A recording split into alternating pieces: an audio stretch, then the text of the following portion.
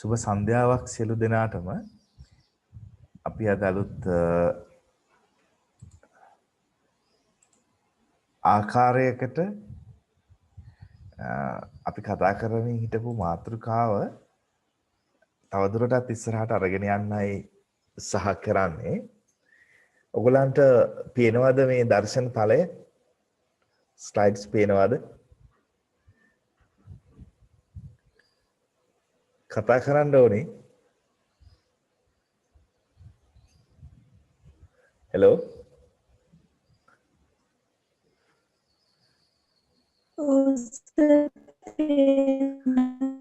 හරි නාදික අදිරුක්සි thank you. හැමදාම කතා කරන අය නේ කතා කරන්නේ. අනිත් අයට නැද්ද? කිසිම මේ අදහසක් මේ ගැන?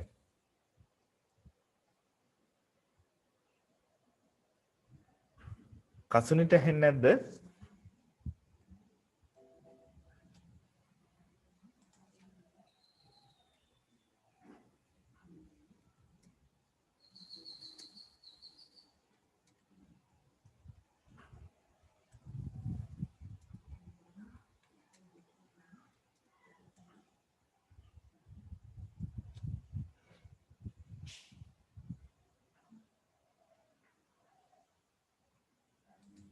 හෙලෝ.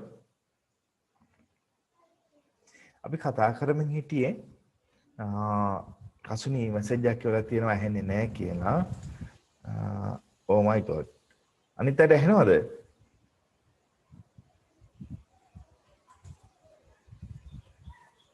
සිතාර ඇහෙනවද?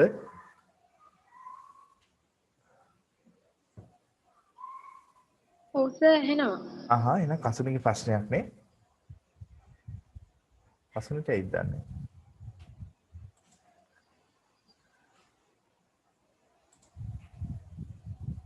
හරි. දැන් ඇහෙනවලු කසුනිට. අපි කතා කරමින් හිටියේ සමාජවාදය කියන මාතෘකාව ගැන. එතෙන් දෙගොල්ලෝ ඉදා හරි තියෙන ප්‍රශ්න ටිකක් ඇහුවා. නේද? බොහොම ස්තුතියි.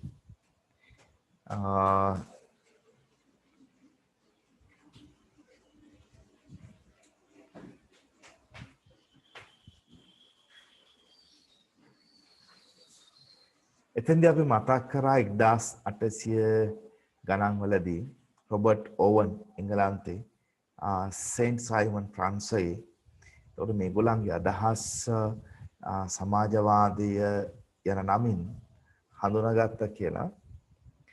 හැබැයි කොහොම වුණත් මේ සමාජවාදය කියන අදහස වඩාත් ප්‍රචලිත ප්‍රසිද්ධ අදහසක් බවට පත් වෙන්නේ 1840 වගේ කාලයකදී ඒ කාර්මික විප්ලවයේ වර්ධනයට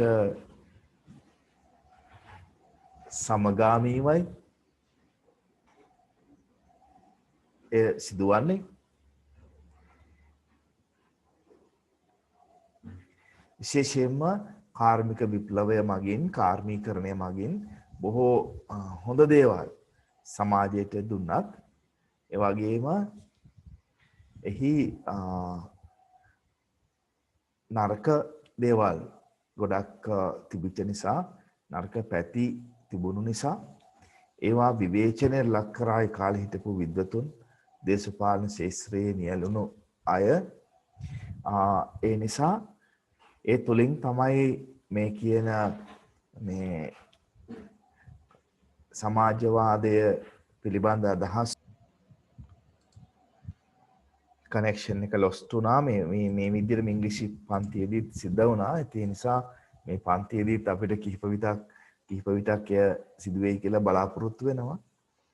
කාර්මිකකරණයේ තිබුණු අඩුපාඩුකම් නොහොඳ හේතු කොටගෙන ඒ විවේචනය කරන්න බොහෝ දේශපාලන නිරත වෙලා හිටපු අය, ඒ වගේම අධ්‍යයන කවවල හිටපු අය, දේශපාලන චින්තකයන්, දාර්ශනිකයන් සහ සාහිත්‍යදරයන්, උගතුන්, විද්වතුන් යොමු වීම තුළ මේ කියන අදහස් මාලාව යම් ආකාරයකට ගොඩ නැගුණා කියලා ස්ථාපිත වුණා, ප්‍රචලිත වුණා කියලා අපිට පෙන්වලා දෙන්න පුළුවන්කමක් තියෙනවා. තවත් ඉදිකින් කිව්වොත් තවත් අය විශ්වාස කරනවා සමාජවාදය පිළිබඳ අදහස් ඈත ග්‍රීක යුගය දක්වා දිව යනවා කියලා. විශේෂයෙන්ම ග්‍රීසියේ හිටපු මහා දාර්ශනිකයෙක් වුණු ප්ලේටෝ ඔයගොල්ලෝ දන්නවා. ප්ලේටෝ ඔහු විසින් රචනා කරන ලද අදහස් තුල ඔහුගේ ග්‍රන්ථ මගින් ඔහු දැක්වූ අදහස් මගින් මෙම සමාජවාදය පිළිබඳ අදහස් විකාශනය වෙනවා, පැතිර පවතිනවා, එහෙම නැත්නම් දකින්න ලැබෙනවා කියලා ඇතැම් විද්වතුන් කියනවා. හැබැයිම අදහස් යුටෝපියානු අදහස් විදිහට සැලකෙන්නේ. ඒ කියන්නේ ප්‍රායෝගික තලයේ ක්‍රියාත්මක කළ නොහැකි ඉතා හොඳ උදාර අදහස් වුණත් ප්‍රායෝගික තලයේ ක්‍රියාත්මක කළ නොහැකි අදහස් විදියටයි ප්ලේටෝගේ අදහස් හඳුනගන්නේ. අනිත් පැත්තෙන් ප්ලේටෝගෙන් පසුව තෝමස් මෝ විසින් යුටෝපියා කියන කෘතිය තුලින් ප්ලේටෝ ඉදිරිපත් කළ අදහස් වලට සමාන අදහස් සමුදායක් ඉදිරිපත් කර තිබෙනවා. ඒවත් ප්‍රායෝගික තලයේ ක්‍රියාවට නැංවීමට අපහසු. එහෙත් උදාර අදහස් සමූහයක් ලෙස හඳුනා ගන්න නිසා එම අදහස් යුටෝපියානු අදහස් ලෙස සැලකෙන අතර ඒවා ප්‍රායෝගික තලයට ක්‍රියාත්මක කළ නොහැකි අදහස් විදිහට සැලකෙනවා. කොහොම නමුත් සමාජවාදය පිළිබඳ තැම් අදහස් ප්ලේටෝ සහ තෝමස් මෝගේ අදහස් වෙතින් විකාශනය වෙනවා. එහෙම නැත්නම් වර්ධනය වෙලා තියෙනවා කියලා පිළිගැනීමක් තියෙනවා තැම් විද්වතුන් අතර. කොහොම නමුත් ඒක පැහැදිලි කාර්මීකරණය හේතු කොටගෙන බිහි වුණු පන්ති පදනම් කරගෙන පන්ති නිසා සමාජවාදී අදහස් තව ශක්තිමත්ව සමාජය තුළ ස්ථාපිත වුණා කියලා කියන්න පුළුවන්. විශේෂයෙන්ම දිලිඳුභාවයෙන් පෙළෙන, දරිද්‍රතාවයෙන් පෙළෙන, මන්ද පෝෂණයෙන් පෙළෙන, විරකියාවෙන් පෙළෙන ජන සමූහයක් නිර්මාණය කිරීමට මේ කාර්මීකරණය දායක වූ නිසා එහි ප්‍රතිඵලයක් ලෙස මේ කියන සමාජවාදී දේශපාලන දෘෂ්ටිවාදය සමාජය තුළ ස්ථාපිත වුණා කියලා පෙන්වා දෙන්න පුළුවන්.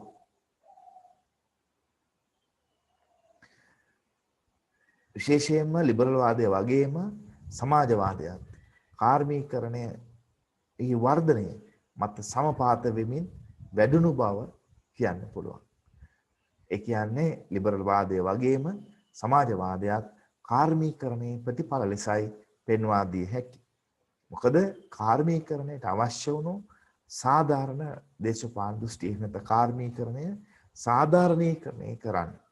කාර්මීකරණය හොඳයි කියලා කියන්න දේශපාලන දෘෂ්ටිවාදයක් අවශ්‍ය වුණා. එම දෘෂ්ටිවාදයේ එම අවශ්‍යතාව සපුරාලුවේ ලිබරල් වාදයේ විසින්. කාර්මීකරණය නිසා උද්ගත වුණු අර මම කලින් සඳහන් කළ ආකාරයේ දිලිඳුභාවය, විරකියාව, මන්ද පෝෂණය, රෝගාබාධ, අඩු පහසුකම් සහිත නිවාස වල ව්‍යාප්තිය මෙවැනි දේවල් නිසා කාර්මීකරණය විවේචනය කරන්න. ඒ දෙස විවේචනාත්මක බලන්න දේශපාලන දෘෂ්ටිවාදයක් අවශ්‍ය වුණා. ඒ කාර්මීකරණයේ තියෙන අයහපත් පැත්ත අඩු කරන්න, එහෙම නැත්නම් නැති කරන්න දේශපාලන දෘෂ්ටිවාදයක් අවශ්‍ය වුණා. අන්න එම අවශ්‍යතාව සමාජවාදයේ විසින් සපුරාලු බව කියන්න පුළුවන්. ඒ නිසා ලිබරල් වාදයේ මෙන්ම සමාජවාදයේ උත්පත්ති ස්ථානයේ නිශ්චිත උත්පත්ති ප්‍රායෝගික උත්පත්ති ස්ථානයේ ලෙස කාර්මීකරණය සහ කාර්මීකරණය සිදු වුණු 17 වෙනි සියවසේ අගභාගයේ 18 වෙනි සියවස සහ 19 වෙනි සියවස හඳුනා දෙන්න පුළුවන්. විශේෂයෙන්ම 18 වෙනි සියවස හඳුන්වා දිය හැකියි.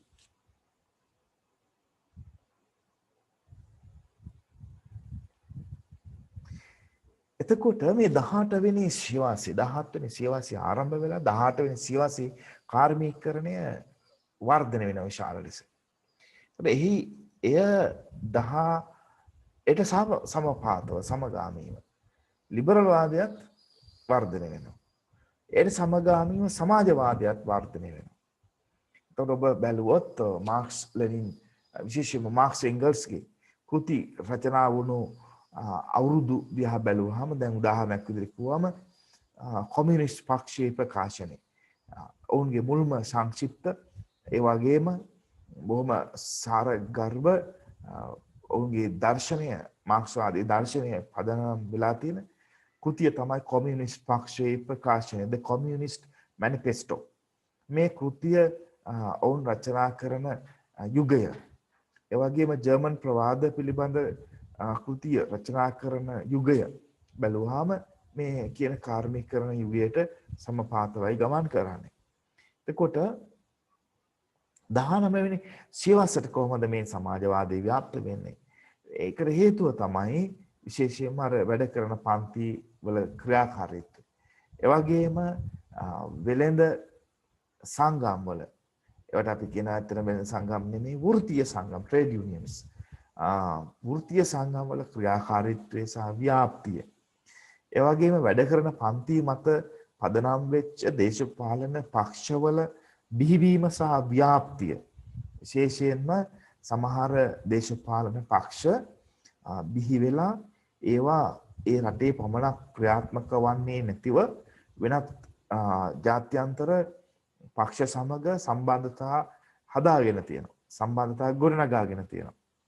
විශේෂයෙන්ම සමාජවාදයේ සම්බන්ධයෙන් කතා කරනකොට ඒ රටවල් වල සමාජවාදය පිළිබඳ අදහස් දක්වන ලද උගතුන්, විද්වතුන්, දාර්ශනිකයන්, දේශපාලන පක්ෂ, එම දේශපාලන පක්ෂවල නායකයන් මේ අය එකතු වෙලා හදාගත්ත ජාත්‍යන්තර සංවිධාන තිබෙනවා.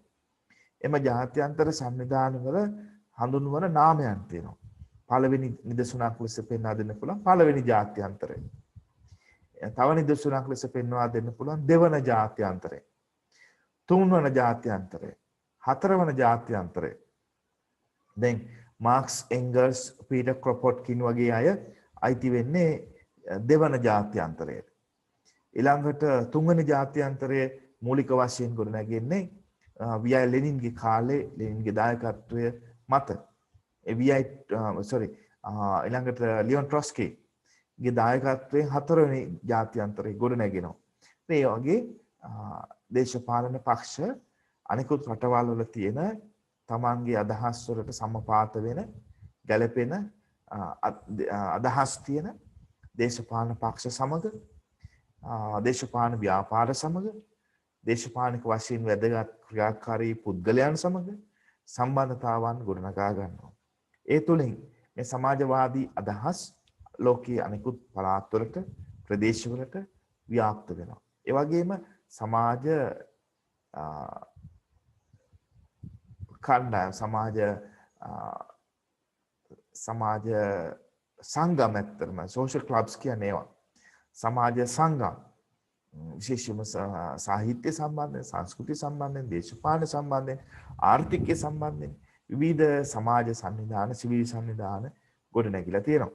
එතකොට ඒවා ඒ ක්‍රියාකාරීත්වය දායකත්වය සඳහා බලපාලා තියෙනවා. සමාජවාදයේ ව්‍යාප්තියට 19 වෙනි සියවසේ විශේෂයෙන්ම බලපාන ලද සුවිශේෂිතම සිද්ධිය තමයි 1917 වී.ආයි. ලෙනින්ගේ නායකත්වයෙන් බොල්ෂෙවික් වරුන් විසින් රුසියාවේ සිදු කරන ලද විප්ලවය. එය අපි කියනවා රුසියන් විප්ලවය කියලාත් කියනවා. රුසියන් බොල්ෂෙවික් විප්ලවය කියලාත් කියනවා. ලෝකයට විශාල ලෙස බලපෑමක් කරන ලද සිදුවීමක් විදියට මෙම බොල්ෂෙවික් විප්ලවය හඳුන්වන්නට පුළුවන්. බොල්ෂෙවික් විප්ලවය පස්සේ තමයි සෝවියට් සමාජවාදී රුසියානු සමූහාණ්ඩුව බිහි කරන්නේ බොල්ෂෙවික් වරුන් විසින් වී.ආයි. ලෙනින්ගේ නායකත්වයෙන්. එය ලෝකයේ සිසු රටවල්වලට සමාජවාදය ව්‍යාප්ත කරද්දී ව්‍යාප්ත වෙද්දී විශාල බලපෑමක් කරන සිදුවීමක් බවට පත් වෙනවා.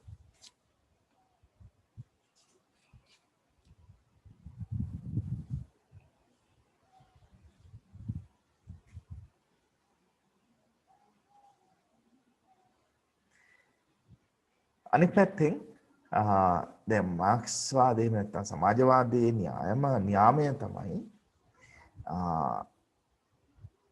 කිසියම් රටක සමාජවාදය ඇති වෙන්න නම් එම රටේ විශාල වශයෙන් කාර්මික සංවර්ධනයක් සිද්ධ වෙන්න ඕනේ. කාර්මික සංවර්ධනයක් සිද්ධ වුණොත් තමයි ඒ රටේ පන්ති බෙදීමක් ඇතිවන්නේ. ධනපතියන් සහ නිර්ධනයන් ලෙස. bourgeois class and proletariat class. bourgeois class එක ධනපති පන්තිය සංඛ්‍යාවෙන් සුළු පිරිසක්. නමුත් ඔවුන් ආර්ථිකයේ විශාල ප්‍රමාණයක් හසුරුවනවා. ඒ නිසා ඒගොල්ලෝ විශාල බලපෑම් සහගත දේශපාලන බලයේ තියෙන, රාජ්‍ය බලයේ තියෙන, ධන බලයේ තියෙන විශාල පිරිසක්.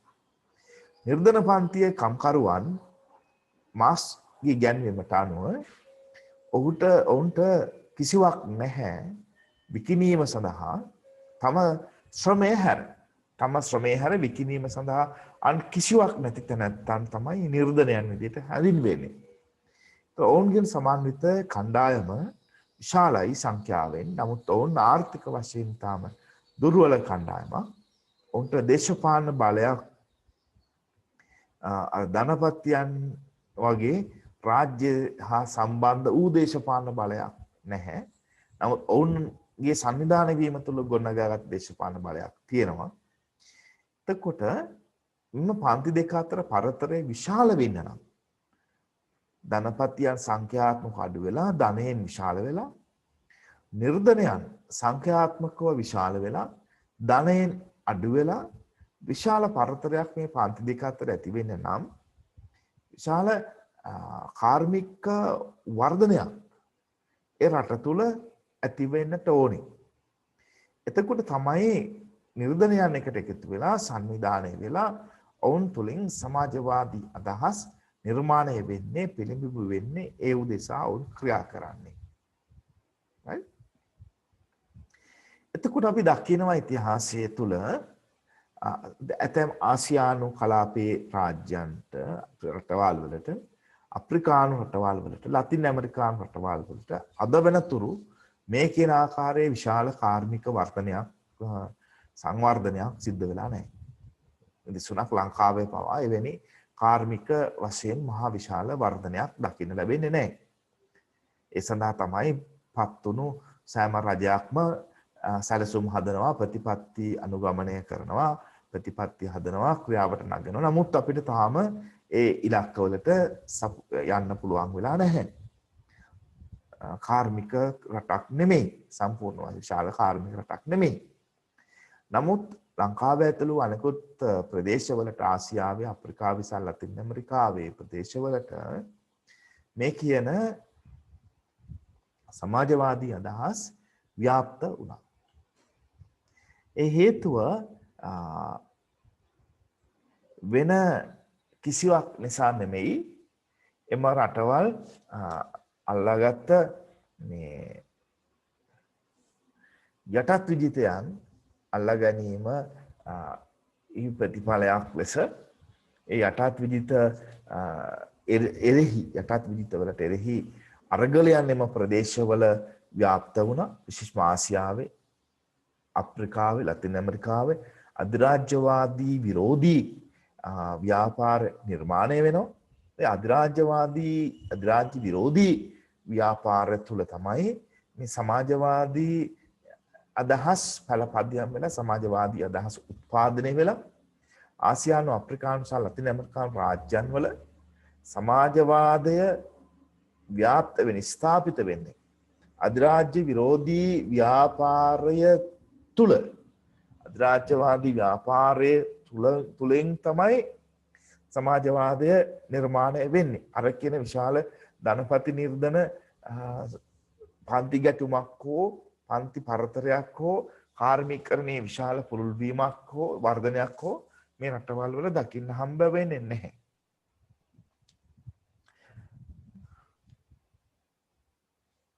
අනිත් පැත්තෙන් නැගෙනහිර යුරෝපියානු රටවල් වලට සොවියට් දේශයේ බලපෑම සොවියට් කොමියුනිස්ට් පක්ෂයේ බලපෑම මත බොල්ෂෙවික් පන්නයේ සමාජවාදයක් කොමියුනිස්ට්වාදයක් ව්‍යාප්ත වෙනවා. ඔවුන් අනුගමනය කරනවා සමාජවාදී රුසියාවේ කොමියුනිස්ට් ආදර්ශය බොල්ෂෙවික් ආදර්ශය. එතකොට සමාජවාදී රුසියාව අවට තිබුණු තම් රාජ්‍යයන් බොල්ෂෙවික් පන්නයේ සමාජවාදයක් එහෙම නැත්නම් කොමියුනිස්ට්වාදයක් අනුගමනය කරන්න පටන් ගන්නවා. ඒ තුල නැගෙනහිර යුරෝපයේ විශාල රාජ්‍යයන් ප්‍රමාණයකට මේ සමාජවාදී අදහස් කොමියුනිස්ට්වාදී අදහස් ව්‍යාප්ත වෙනවා. ඒ වගේම 1945න් පස්සේ සමාජවාදී සෝවියට් රුසියාවේ බලපෑම ලෝකයේ අනෙකුත් රාජ්‍යයන්ට සෑමස්සක් මුලක් තියෙන රාජ්‍යයන්ට පැතිර පවතිනවා. උන් විවිධ උපක්‍රම ඒ සඳහා යෝජනා කරනවා. ශිෂ්‍යත්ව ලබා දෙනවා. ඒ වගේම වෙනත් සංස්කෘතික වැඩසටහන්, තරුණ හුමාරු වැඩසටහන්, දේශපාලන නායකයන්, දේශපාලන චින්තකයන්, අධ්‍යයන කව සමාජිකයන් හුමාරු කර ගැනීම වැඩසටහන්. ඒ වගේම ලෝකයේ තියෙන අග්‍රගණ්‍ය සාහිත්‍ය කෘති, අග්‍රගණ්‍ය දේශපාලන කෘති ඔවුන්ගේ භාෂාවට උන් පරිවර්තනය කරන අතරම ඔවුන්ගේ දේශපාලනය, ඔවුන්ගේ දේශපාලන දැක්ම සඳහන් කෘති වෙනත් භාෂාවන්ට පරිවර්තනය කරමින් ඉතා අඩු මුදලකට ලෝකයේ පුරා බෙදා හරිමින් ඔවුන්ගේ ඒ දේශපාලන දෘෂ්ටිය ලෝකයේ පුරා ව්‍යාප්ත කරන වැඩ කරනවා. දැන් උදාහරණයක් විදිහට ගත්තොත් ඔයගොල්ලෝ දැකලා ඇති V.I. ලෙනින් එකතු කළ කෘති, V.I. ලෙනින් තෝරාගත් කෘති බැලුම් 1 2 3 4 9 10 11 12 ආදී වශයෙන් තියෙනවා. මාක්ස් ලෙනින් එකතු කළ කෘති සිංහල භාෂාවෙන් දෙමළ භාෂාවෙන් ඔයගොල්ලන්ගේ පුස්තකාලවල තියෙන ඔයගොල්ලෝ දැකලා ඇති. ඒ විතරක් නෙමෙයි ලෝකයේ තියෙන සෑම භාෂාවකට මේ පරිවර්තනය කළා තියෙනවා. ඒ රටවල් වල භාෂා විශාරදයෝ ඔවුන් ශිෂ්‍යත්ව මගින් ඔවුන් රටට ගෙන්නගෙන ඔවුන්ගේ පුහුණුව දීලා ඔවුන්ගේ භාෂාව උගන්වලා ඒ තුලින් ඔවුන් සාර්ථක පරිවර්තකයන් බවට පරිවර්තනය කරනවා. ඔවුන්ගේ දේශපාලන කෘති අනිකුත් රාජ්‍යයන්ට ව්‍යාප්ත කිරීම ඔවුන් විශේෂ සිදු කළා.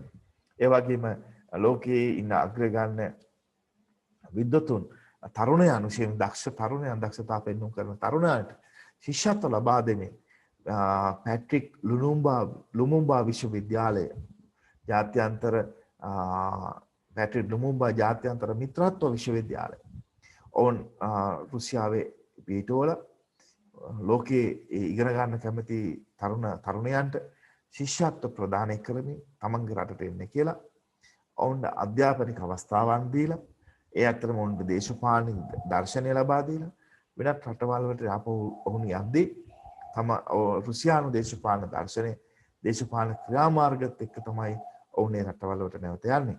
ලංකාවේ ජනතා විමුක්ති පෙරමුණේ හිටපු නායක නිර්මාතෘවරයා රෝහණ විජේවීර මහත්මයාත් ඒ ආකාරයට රුසියාවේ පැට්‍රික් ලුමුම්බා ජාත්‍යන්තර මිත්‍රත්ව විශ්වවිද්‍යාලයේ අධ්‍යාපනය හදාරපු ඒ ආකාරයට ශිෂ්‍යත්වයක් කරගෙන ගිහිපු තැනැත්තෙක්. පස්සේ කාලෙකදී ඔහු චීන මහජන චීන සමූහාණ්ඩුවත් එක්ක සම්බන්ධ වීම නිසා මොකද මහජන චීන සමූහාණ්ඩුව සමාජවාදී රාජ්‍යයක් වුණාට 1957 දී මේ සමාජවාදී රාජ්‍යයන් දෙක විරසක වෙනවා. 1949 තමයි මහජන චීන සමූහාණ්ඩුව විප්ලවයක් මගින් චීන විප්ලවය මගින් මාව් සේතුන් තුමාගේ නායකත්වයෙන් චීන විප්ලවය සිදු කරලා සමාජවාදී චීන සමූහාණ්ඩුව බවට චීනය පරිවර්තනය වෙන්නේ. එතැන් සිට සමාජවාදී රාජ්‍යයක් වර්තමානයේ දක්වාම ඔවුන්ගේ ආර්ථික අද ලිහිල් කරලා තියෙනවා. ඒක වෙනම කතා කරන්න ඕන කාරණාවක්. කෙසේ නමුත් 1957 දී 57 වෙනකන් 1949 ඉඳලා මේ රාජ්‍යයන් දෙක චීන මහජන චීන සමූහාණ්ඩුව සහ සමාජවාදී රුසියානු සමූහාණ්ඩුව මේ රාජ්‍යයන් දෙක එකට මිත්‍රත්ව එක හා සමාන විදේශ ප්‍රතිපත්තියක් අභ්‍යන්තර ප්‍රතිපත්තියක් අනුගමනය කරමින් එකට ගමන් කරපු රාජ්‍යයන් දෙකක්. නමුත් 1957 දී ඒ වන විට රුසියාව පාලනය කරපු සමාජවාදී රුසියාවේ නායකත්වයේ හොබවපු දේශපාලන මණ්ඩලයේ නායකත්වයේ හොබවපු පොලිට් බියුරෝවේ නායකත්වයේ හොබවපු නිකිතා ක්රුෂෙව් නායකතුමාගේ විදේශ ප්‍රතිපත්තියෙහි සිදු වුණු වෙනස්කම ඒකට හේතුව වුන් සාමකාමී සහජීවනය peaceful coexistence කියලා ඇමරිකා එක්සත් ජනපදයේ සමග සාමකාමී මාවතකට වුන් එළඹුණා. මෙතෙක් කාලයක් තිබුණු අර විරසක දෘෂ්ටිවාදාත්මක විරසක භාවය ටිකක් සමහන් කරලා ඔවුන් සාමකාමී සහජීවන පිළිවෙතකට එළඹුණා 1957 දී. ඒට විරුද්ධ වෙච්ච එය තමන්ව දැනුවත් නොකරමින් ගත තනි තීරණයක් ලෙස හෙලා දකිමින් ඒට විරුද්ධ වුණු මහජන චීන සමූහාණ්ඩුව ඒවකට සභාපතිවරයා වශයෙන් කටයුතු කළ ඒවා නායක වශයෙන් කටයුතු කළ චීනයේ මහජන චීන සමූහාණ්ඩුවේ නිර්මාතෘවරයා විප්ලවීය අධ්‍යක්ීම් සැබෑ වශයෙන් තිබුණු කෘතහස්ත නායක මාෝ සේතුන්තුමා ඒ වන විට ඔව් කිව්වා අපි මෙතෙක් කාල අපි එකට විදේශ ප්‍රතිපත්තියක් අනුගමනය කළේ. නමුත් අපටත් නොදන්නවා ඔබ එම විදේශ ප්‍රතිපත්තියෙන් බැහැරවීම අපිට අනුමත කරන්න බෑ කියලා ඔහු හෙලා දැක්කා. එදා දැක්කල 1957 ඉඳලා රුසියාවත් එක්ක තිබුණු රාජ්‍යතාන්ත්‍රික සම්බන්ධතාවන් නතර කරන විරසක වෙනවා. ඒ ප්‍රතිඵලයක් විදිහට ලෝක සමාජවාදී කඳවුර අර මම කලින් කිව්ව ආකාරයේ තුන්වෙනි ජාත්‍යන්තරය ආදි වශයෙන් තිබුණු සමාජවාදී බල කඳවුර දෙකට බෙදෙනවා. ලෝකීය සමාජවාදී ව්‍යාපාරය දෙකට බෙදෙනවා. රුසියන් පිළ සහ චීන පිළ විදියට. එහෙම නැත්නම් මොස්කව් පිළ සහ බීජින් පිළ විදියට. ඒ අනුව ලංකාවේ තිබුණු කොමියුනිස්ට්වාදී දේශපාලන පක්ෂ ඒවත් දෙකට බෙදෙනවා. මොස්කව් පිළ සහ චීන පිළ වශයෙන්. මේ ආකාරයට බෙදුණු අන්තර්ජාතික සන්දර්භයක් තියෙන යුගයක වකවානුවක රෝහණ විජේවීර මහත්මයා පැට්‍රික් ලුමුම්බා ජාත්‍යන්තර මිත්‍රත්ව විශ්වවිද්‍යාලයේ අධ්‍යාපනය හදාරමින් සිටින අතරතුර ඔහු නිවාඩුවකට ලංකාවට ආපු අවස්ථාවේ මොස්කව් පිළ කොමියුනිස්ට් චීන කියන්නේ ලෝක සමාජවාදී ව්‍යාපාරයේ මොස්කව් පිළ නියෝජනය කරපු ලංකාවේ එවකට පැවති කොමියුනිස්ට් පක්ෂයේ චීන ලැදි කණ්ඩායම ශන්මුගදාසන් ඇතුළු ඒ කණ්ඩායම ඔවුන් සමග සම්බන්ධ වීම සවුන් සමග කටයුතු කරන්න පෙළඹීම මත එය රුසියාවට ආරංචි වීමෙහි එහෙම නැත්නම් රුසියන් අයට ඒ පක්ෂයට ආරංචි වීමේ ප්‍රතිඵලයක් ලෙස රෝහණ විජේවීර මහතාගේ ශිෂ්‍යත්වය අහෝසි වෙනවා.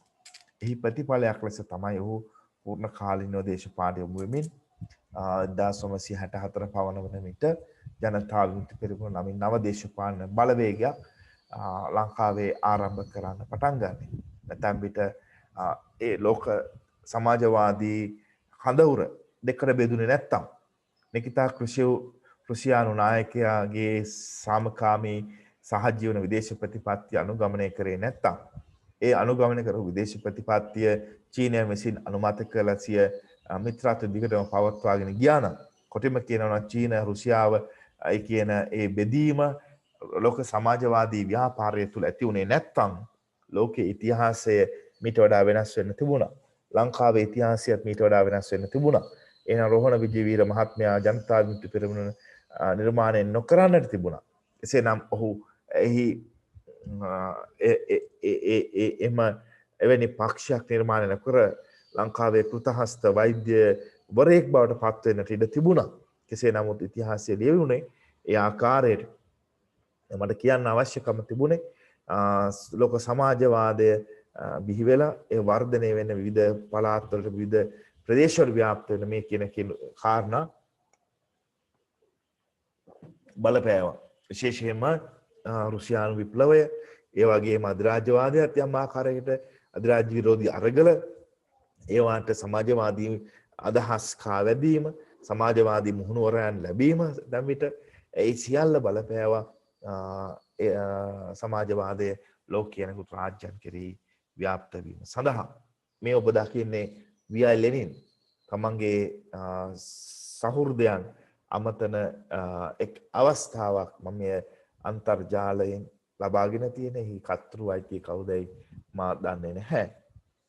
කොහොම නමුත් විශිෂ්ට ගණයේ පින්තූරයක් ලෙස අපි දකින්න පුළුවන්.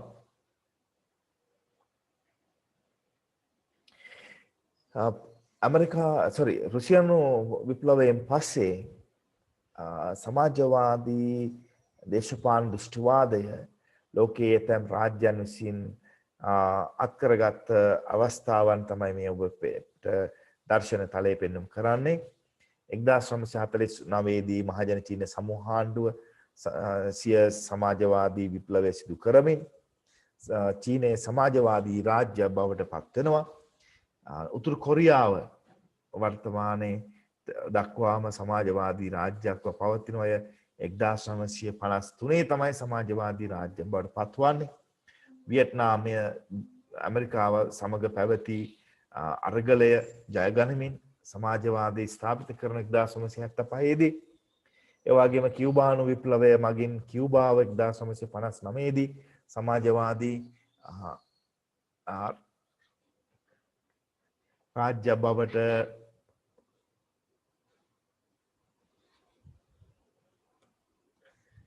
ඒ වගේම 1979 දී විශේෂාකාර මෙතෙක් කාලයක් අපි නොදැකපු ආකාරයේ විප්ලවීය වෙනසක් නිකරගුවාවේ සිද්ධ කරනවා සැන්ඩනිස්ටා ගරිලන් විසින්. ඔබට මේ පිළිබඳව කියවන්න පුළුවන් විශේෂම සැන්ඩනිස්ටා ගරිලන් පිළිබඳ සැන්ඩනිස්ටා ව්‍යාපාරය පිළිබඳ නිකරගුවාවේ සිදු වුණු මේ විප්ලවය පිළිබඳව ඔබට දේශපාලන පරිවර්තනය පිළිබඳව ඔබට දැනගන්න පුළුවන් ජයවර්ධනපුර විශ්වවිද්‍යාලයේ දේශපාලන විද්‍යා අධ්‍යයන අංශයේ ජ්‍යෙෂ්ඨ කතිකාචාර්ය මගේ ගුරුවරයෙක් වෙච්ච අනුරුද්ධ ප්‍රදීප් ගුරුතුමා ආචාර්යතුමා රචනා කරලා තියෙනවා මේ සැන්ඩනිස්ටා ව්‍යාපාරය ගැන එක් කෘතියක්. ඔබට සිංහල භාෂාවෙන් ලියවී තිබෙනවා. ඒ කියවීම මේ පිළිබඳව දැන කියා ගන්න පුළුවන් විශේෂයෙන්. මොකද මේ අනිකුත් විප්ලව හා සංසන්දනය කරද්දී නිකරගුවාවේ සැන්ඩනිස්ටා වරුන් විසින් සිදු කරන අරගලය ඔවුන්ගේ ප්‍රචාරණ උපක්‍රම සුවිශේෂී ස්වභාවයක් ගන්නවා. ඒ වගේම චිලි රටේ දේශපාලන පරිවර්තනය විශේෂයෙන්ම ප්‍රජාතන්ත්‍රවාදී ක්‍රමයේ මැතිවරණ ක්‍රමයේ භාවිත කරමින් බලයට පත්වෙච්ච සැලඩේ ඇලන්ඩේ තමයි ලෝකයේ පළවෙනිම ප්‍රජාතන්ත්‍රවාදී ආකාරයට මැතිවරණයකින් බලයට පත් වුණු රාජ්‍ය නායකයෙක් බවට පත් වෙන්නේ. යනු චිලිය රාජ්‍ය 1970 දී සමාජවාදී රාජ්‍ය බවට ප්‍රජාතන්ත්‍රවාදී ආකාරයෙන් බලයට පත් වෙනවා කියලා කියන්න පුළුවන්. කෙසේ වුණත් ඔහු අපි දන්නවා ඊට පස්සෙව සිදු වුණු දේ කුමන්ත්‍රණකාරී ලෙස සැලඩේ ඇලන්ඩේ අබිරහස් ලෙස කුමන්ත්‍රණකාරී ලෙස කියනට වඩා අබිරහස් ලෙස ඝාතනය වූ ආකාරය අපි ඉතිහාසය තුළ දේශපාලන ඉතිහාසය තුළ අත්දකිනවා.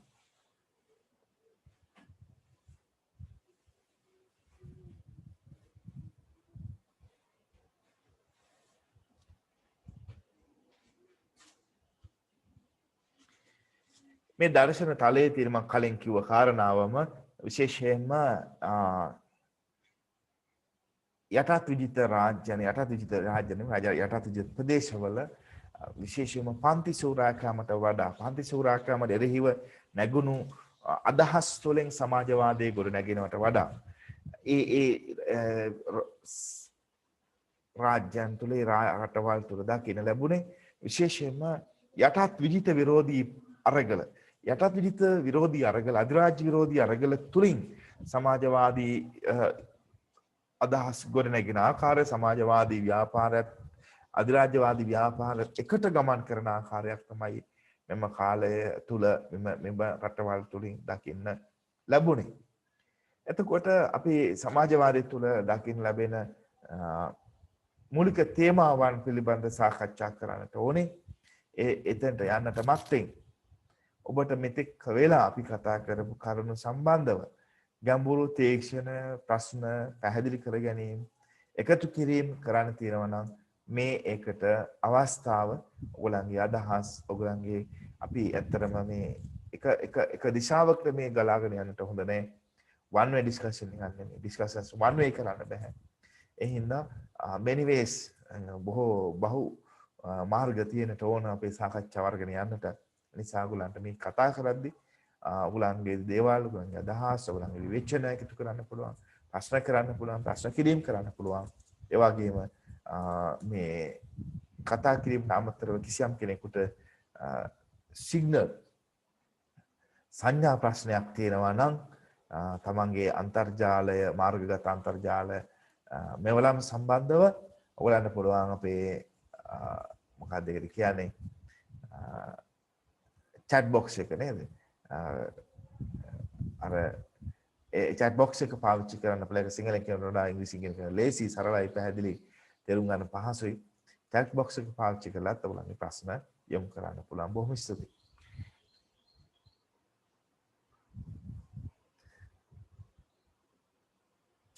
කිසිම දෙයක් නැද්ද? සර් අන්තිම ස්ලයිඩ් එක ආපහු පැහැදිලි කරන්න පුළුවන්ද? පුළුවන් ඕන දෙයක්. අන්තිමට පැහැදිලි කරන්න විතර නෙමෙයි. නැවත වතාවක් ආයෙත් පාඩමුණක් කියලා දෙන්න පුළුවන්. මේක කියන්නේ දිරුක්ෂේ මම කලිනුත් කිව්ව ආකාරයට දැන් සමාජවාදයේ වේවා මාක්ස්වාදයේ වේවා ඒගොල්ලෝ කියන දේ තමයි සමාජවාදය හරි කොමියුනිස්ට්වාදය හරි ස්ථාපිත වෙන්න නම් ඕනෑම රටක ආර්ථිකය ආර්ථික වර්ධනයක් වෙන්න ඕනේ. විශාල ආර්ථික වර්ධනයක් තියෙන්න ඕනේ. right? විශාල කාර්මික වර්ධනයක් තියෙන්න ඕනේ. කාර්මීකරණයේ විශාල වර්ධනයක් තියෙන්න ඕනේ. ඒ තුලින් පන්ති සමාජයේ පන්ති දෙකකට බෙදෙන්න ඕනේ. ධනපතියන් නිර්ධනයන්. බුෂුවා ක්ලාස් ඊළඟට ප්‍රොලටේරියට් ක්ලාස් ධනපතියන් නිර්ධනයන් වශයෙන් කොටස් දෙකකට මේ අය බෙදෙන්නට ඕන. එතනදී ධනපතියන් සංඛ්‍යාත්මකව අඩු වෙන්න ඕන. නිර්ධනයන් සංඛ්‍යාත්මකව වැඩි වෙන්න ඕන. ධනපතියන් සංඛ්‍යාත්මකව අඩු වුණාට උන් ධනෙන් බලයෙන් වැඩි පිරිසක් කොහොමද ජාත්‍යන්තර සම්බන්ධතා තියෙනවා රාජ්‍යයක කිට්ටු සම්බන්ධතා තියෙනවා. උන් සංඛ්‍යාත්මක අඩුයි නමුත් ධනෙන් බලන උන් අති විශාලයි. නිර්ධනයන් සංඛ්‍යාත්මක විශාලයි නමුත් ධනෙන් බලයෙන් ඔවුන් ඊටම අඩුයි. දේශපාලන බලයෙන් ගත්තොත් ඔවුන්ට ජාත්‍යන්තර සම්බන්ධතා නැහැ. රාජ්‍ය එක්ක ලොකු සම්බන්ධතාවක් නැහැ. නමුත් ඔවුන්ගේ එකමුතුව තුළ ඔවුන් යම් දේශපාලන බලයක් තියෙනවා. මේක තමයි තත්ත්වය. එතකොට කාර්මිකකරණය එන්න දියුණු වුණා වර්ධනය වුණාම කිසියම් අවස්ථාවක ඒ වසාගත නොහැකි ඔවුන්ට විරුද්ධව එල්ලවෙන පීඩනය ධනපතියන් එල්ලවෙන පීඩනය වසාගත නොහැකි නිර්ධනයන් එකට එකතු වෙලා ධනපතියන්ව පෙරලා දමලා ඔවුන්ගේ ආණ්ඩුවක් ගොඩනගා ගන්නා බවයි මාක්ස්වාදයේ කියවෙන්නේ. සමාජවාදීට වඩා වෙනස් සමාජවාදී විවිධ ක්‍රම අනුගමනය කරනවා විවිධ ක්‍රම යෝජනා කරනවා ඒ සඳහා ඒක වෙනස්. දැන් උදාහරණ අපි ගත්තොත් ප්‍රජාතන්ත්‍රවාදී ක්‍රමයක කරන්න පුළුවන් කියලා කියනවා. එහෙම නැත්නම් නරෝද්නික් ක්‍රමය කියලා තව ක්‍රමයක් තියෙනවා. ඊළඟට පේබියන් සමාජවාදීන් තව විදියක් කියනවා. ඒක එක විදි. හරි. කොහොම නමුත් අපි දන්නවා යටත් විජිත ප්‍රදේශ යටත් විජිත වශයෙන් පැවති ප්‍රදේශ ආසියා අප්‍රිකා සහ ලතින් ඇමරිකානු රාජ්‍ය. අපි ආසියාව ගැන කතා කරොත් ලතින් ඇමරිකානු රාජ්‍ය ගත්තොත් චිලි වගේ රාජ්‍යයන් බ්‍රසීල් වගේ රාජ්‍ය. දකුණු අප්‍රිකානු රාජ්‍යයන් ගත්තොත් නයිජීරියා ටැන්සානියාව උගන්ඩාව වගේ රාජ්‍යයන්. ආසියාව ගත්තොත් ලංකාව ඉන්දියාව පාකිස්තාන ලංකාව ඉන්දියාව ඊළඟට අපි ගත්තොත් බුරුමය වගේ රාජ්‍යයන් පිලිපීනය වගේ රාජ්‍ය ඉන්දුනීසියාව වගේ රාජ්‍ය හරි ආසියාව. එතකොට මේ කියන රාජ්‍යයන් තුල ඇති වෙන්න ඕන අර කියන විදිහේ විශාල කාර්මීකරණය. කාර්මීකරණය ඇතුණොත් තමයි ඒ කියන විදිහට සමාජවාදී විප්ලවයක් සිද්ධ වෙන්නේ. නමුත් එහෙම එකක් වෙලා නැහැ. සමාජවාදී විප්ලවයක් ඇති වෙලත් නැහැ. ඔය කියන ආකාරයේ විශාල කාර්මීකරණයක් ඇත්තේ නැහැ කියලා අපි දන්නවා. දැන් මේ කතා කරන මොහොතේ අපි දැක්කා කිහිප විටක් මගේ අපේ ඔබේ මගේ මේ අන්තර්ජාල සැපයුම බිඳ වැටුණා. හරි. ඉංග්‍රීසි මාධ්‍ය පන්තිය කරන වෙලාවේ කිහිප විටක් බිඳ වැටුණා. ඒ විශාල කාර්මීකරණයක් අපර රටක තියෙනවා නම් මෙවැනි ව්‍යසනයකට මුහුණ දෙන්න අපි මේ භාවිත කරන තාක්ෂණික මෙව නම් ඊට වඩා ශක්තිමත් ප්‍රාණවත් සහ කාර්යක්ෂම විය යුතුයි. අපි ඒක දන්නවා අනිවාර්යයෙන්ම අපි ඉන්නේ ඒ කාර්මීකරණ අවධියේ කාර්මීකරණ ක්‍රියාවලියක තමයි. නමුත් කර්මාන්ත වශයෙන් විශාල දියුණුවක් අපි අත් කරගෙන නැහැ. අර්ධ කාර්මික අර්ධ කුසි කාර්මික සමාජයක තමයි අපි ජීවත් වෙන්නේ අත් වශයෙන්ම කිව්වොත්. ඒ උනත් සමාජවාදී අදහස් මේ ප්‍රදේශවලට ඇවිල්ලා තියෙනවා. අපේ රටවල් වලට ඇවිල්ලා තියෙනවා. ඒ කොහොමද ආවේ? අපේ රටවල් වල පටන් ගත්ත ඒ ආසියා අප්‍රිකා ලතින් ඇමරිකානු රාජ්‍යයන් සමාජවල පටන් ගත්ත අධිරාජ්‍ය විරෝධී ව්‍යාපාර තුල මේ කියන සමාජවාදී අදහසොත් අන්තර්ගත වුණා. එතකොට පන්ති සූරාකෑමට විරුද්ධව සමාජවාදය ඇති වෙන්න ඕන කියලා කියන්නේ. නමුත් මෙම මහද්වීපවල සමාජවාදය ඇති වෙන්නේ පන්ති සූරාකෑම කියන සාධකයේ මතම පමණක් නෙමෙයි. ඒ පන්ති සූරාකෑම කියන එකත් එතන තියෙනවා. හැබැයි අධිරාජ්‍ය විරෝධී අරගලය කියන කාරණාවේදී තමයි ඒක තියෙන්නේ. අධිරාජ්‍ය කියන්නේ අනිවාර්යයෙන්ම සූරාකෑමක් තමයි. පන්තිමය වශයෙන් සූරාකෑමක් තමයි. ඒක ගෝලීය සූරාකෑමක්. නමුත් අර කියන ආකාරයේ විශාල කාර්මික දියුණුවක් නොමැතිව අධිරාජ්‍ය විරෝධී අරගලය මත පමණක් සමාජවාදී අදහස් මේ කියන මහද්වීපවල දියුණු වෙලා වර්ධනය වෙලා තියෙනවා. ඒවා තමයි අදටත් අපි දකින්නේ. පැහැදිලිද? තව මොනාරි අහන්න ඕනේද?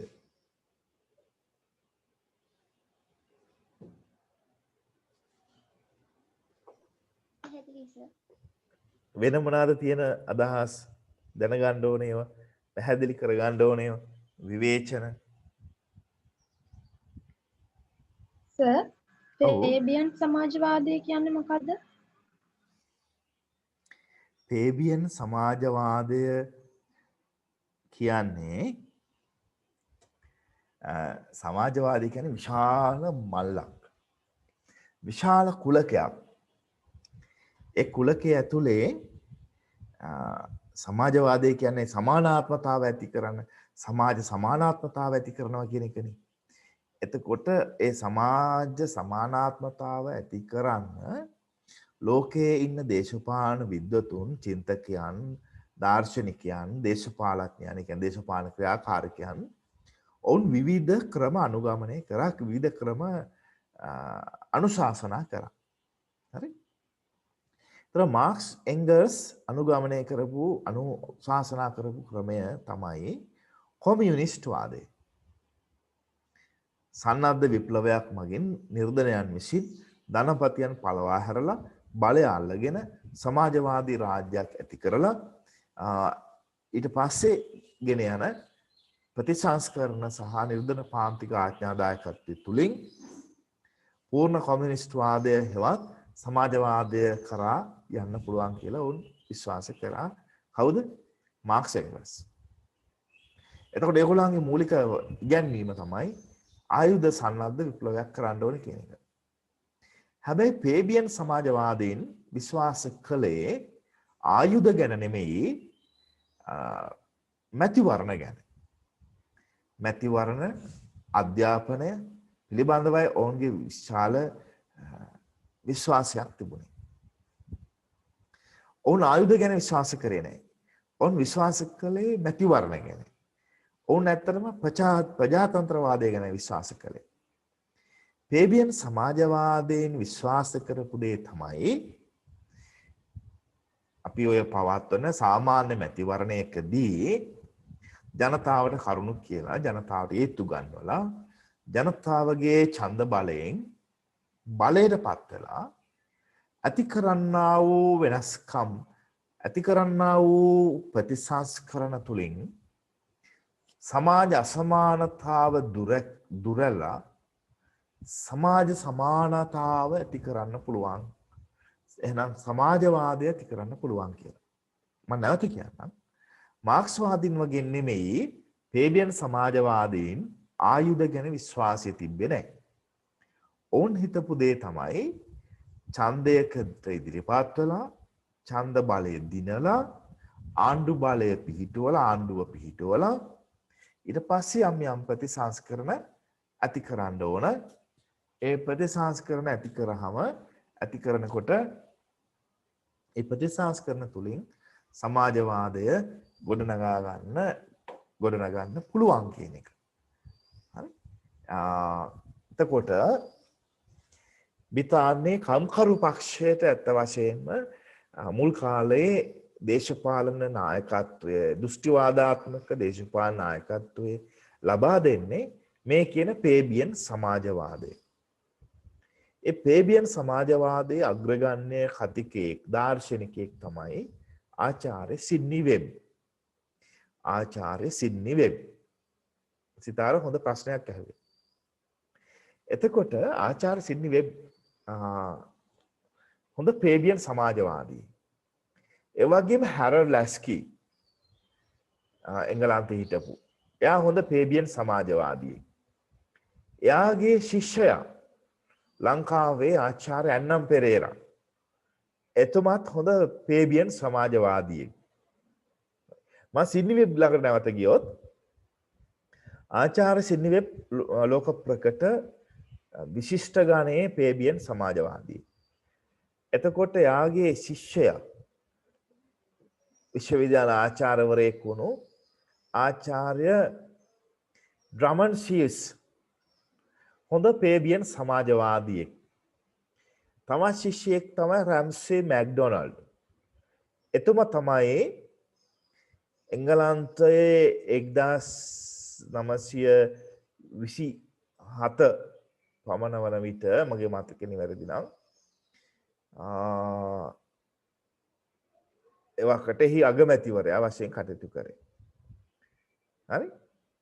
එතකොට ලංකාව ඔයගලන්ට මතක ඇති ලංකාවට ඩොනමෝර් කොමිසම එන අවස්ථාවේදී එංගලන්තයේ තිබුණේ කම්කරු පාක්ෂික ආණ්ඩුවක්.